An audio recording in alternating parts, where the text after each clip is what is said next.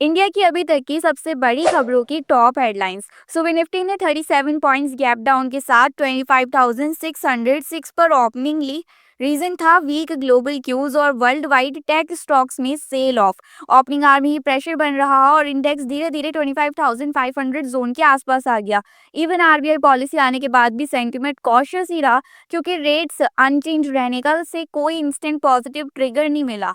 11 बजे के बाद थोड़ा रिलीफ। 11 एम के बाद निफ्टी बाउंस बैक दिखाया और 25,620 से 25,625 जोन तक रिकवरी हुई। लेकिन ये रिकवरी ज्यादा देर तक टिक नहीं पाई। सेलिंग वापस आई और इंडेक्स फिर से 25,530 के आसपास आ गया। आफ्टरनून में come back mode on. 1 PM के बाद पिक्चर चेंज हुई।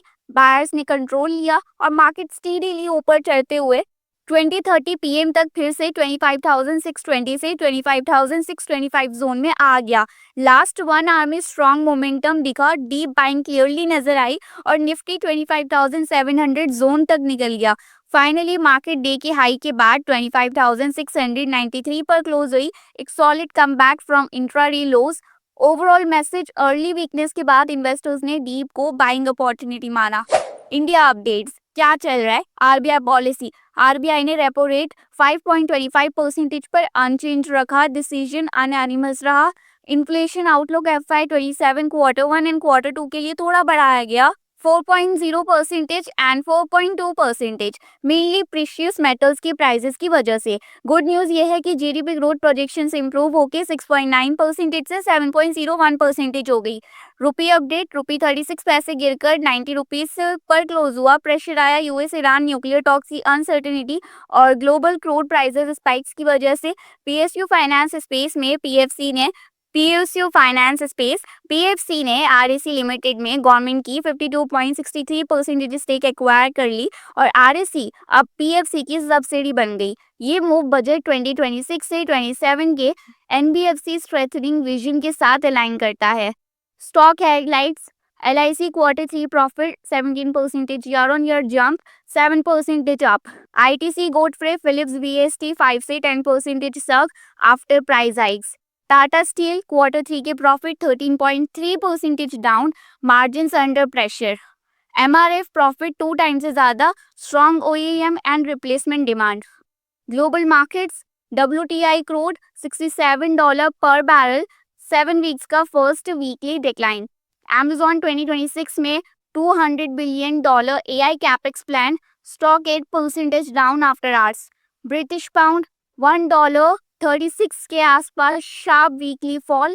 Bitcoin 65,000 रुपीस के ऊपर rebound, लेकिन year to date 30% down. FAO 4 index जनवरी में 5th straight monthly decline. Germany exports दिसंबर में 4% jump. US and China demand strong. आगे क्या देखना जरूरी है? Q3 earnings, global risk sentiment, India US trade deal पर clarity, economic data and corporate actions, dividend जैसे buybacks. और अगर कैलेंडर की बात करें तो आने वाले दिनों में जो इवेंट्स, क्वार्टरली रिजल्ट्स और कॉर्पोरेट एक्शन 7 फरवरी 2026 को स्टॉक्स के होने वाले हैं, वो है State Bank of India, General Insurance Corporation of India, HBL engineering, Sharda energy and minerals, Mahanagar gas, Jeena Sikho life care, India shelter finance corporation, LG Balakrishnan brothers, थिंकफा science and technology, Pilani investment and industries corporation, VST tillers tractors, TARC, Oswal pump, space digitech, Goldiam international, Chemplast, सैनमार। Upcoming economic events, inflation का data आने वाला है Mexico का, जो 9 फरवरी 2026 को आएगा। 10 फरवरी 2026 को म्यूचुअल फंड इक्विटी इनफ्लो, 10 फरवरी 2026 को कॉर्पोरेट बॉन्ड इंश्योरेंस और 10 फरवरी 2026 को लाइफ इंश्योरेंस प्रीमियम, 10 फरवरी 2026 को जनरल इंश्योरेंस प्रीमियम, 10 फरवरी 2026 को cargo traffic at major ports, 10 फरवरी 2026 को e way bills. Upcoming corporate actions, Aarti drugs 9 फरवरी 2026 को 2 रुपीस का इंटीरियम डिविडेंड अनाउंस कर रही है। इसका एक्स डेट है 9 फरवरी। Bharat dynamics limited interim dividend 4 rupees 5 पैसे का इसने अनाउंस किया है। इसकी एक्स डेट है 9 फरवरी। कंटेनर कॉर्पोरेशन ऑफ इंडिया, इसने इंटीरियम डिविडेंड अनाउंस किया है 3 रुपीस 40 पैसे का, 9 फरवरी 2026 इसकी एक्स डेट है। गो फैशन इंडिया लिमिटेड, इसका बायबैक ऑफ शेयर्स होने वाला है जो 9 फरवरी 2026 को होगा। इंडस पिला लिमिटेड 9 फरवरी 2026 को रेजोल्यूशन प्लान जो उसका सस्पेंशन हो गया उसका update. Power grid corporation of India इंटीरियम dividend ₹3.25 का अनाउंस किया है 9 फरवरी 2026। पृथ्वी एक्सचेंज इंडिया लिमिटेड ने 9 फरवरी 2026 को ₹1.50 का डिविडेंड अनाउंस किया है। ट्राइवेनी टर्बाइन लिमिटेड 9 फरवरी 2026 को ₹2.25 का डिविडेंड। मार्केट ने दिखा दिया है बायर्स अब डीप्स पर एक्टिव हो रहे हैं, लेकिन वॉलेटिलिटी रहेगी। स्मार्ट ट्रेडर्स के लिए लेवल्स और न्यूज़ फ्लोज दोनों इंपॉर्टेंट रहेंगे।